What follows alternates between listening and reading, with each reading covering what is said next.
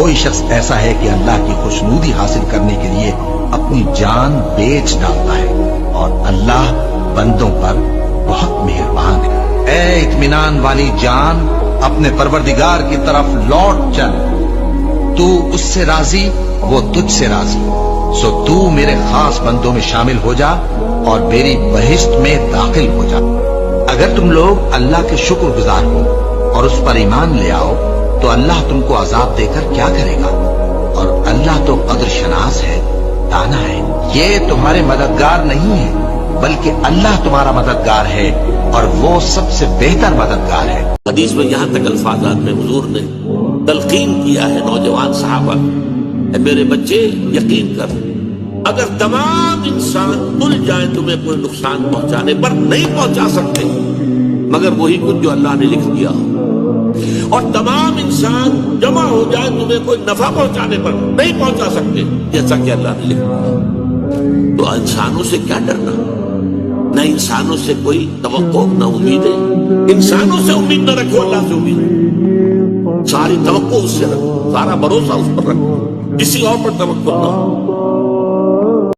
تو جوانی اگر اللہ نے کسی کو دی، اور نوجوان کی عبادت اللہ کو بہت زیادہ محبوب ہے، بہت زیادہ محبوب ہے۔ جب کوئی نوجوان اللہ کی بارگاہ میں آ کے کھڑا ہوتا ہے نا تو اللہ فرشتوں کے سامنے فخر فرماتا ہے، فرشتوں دیکھو یہ میرا بندہ جوان ہے، طاقت ہے، اس کے اندر نفسانی خواہشات بھی ہیں، لیکن سب چیزوں کو چھوڑ کر یہ اپنی جبیں دیکھو میری بارگاہ میں جھکانے آیا ہے۔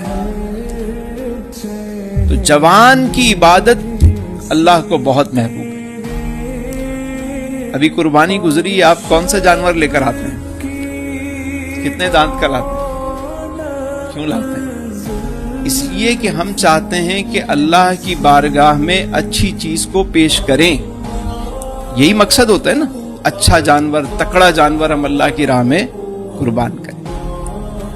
تو جب یہ ہم سوچتے ہیں تو بندہ جب اللہ کی عبادت کرنے کے لیے کھڑا ہوتا ہے تو وہ جوانی میں کیوں نہیں آتا؟ آنا چاہیے نا۔ تقدیریں لکھی جاتی ہیں آپ کی دعاؤں کی بنیاد پہ۔ اگر آپ دعائیں نہیں کر رہے ہیں، اللہ تعالیٰ کہتا ہے کہ میں نے آپ کی تقدیر میں اچھا بھی لکھا ہے، برا بھی لکھا ہے۔ اب ڈیپینڈ کرتا ہے کہ اگر آپ اچھے کی دعا کرتے ہو تو آپ کو اچھا ملے گا، اگر آپ نہیں کر رہے تو آپ کو وہ ملے گا جو بچا ہوا ہے۔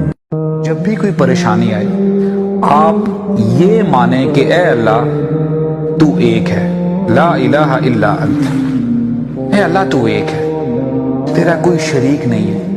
میں اگر ہاتھ اٹھاؤں گا کچھ مجھے چاہیے، میں صرف تیرے سامنے گڑ گڑاؤں گا، تیرے علاوہ کوئی نہیں مجھے عطا کر سکتا، کوئی پریشانی دور نہیں کر سکتا، کوئی مجھے نعمت نہیں دے سکتا۔ نہیں، سب جھوٹ ہے، سب بوگس ہے۔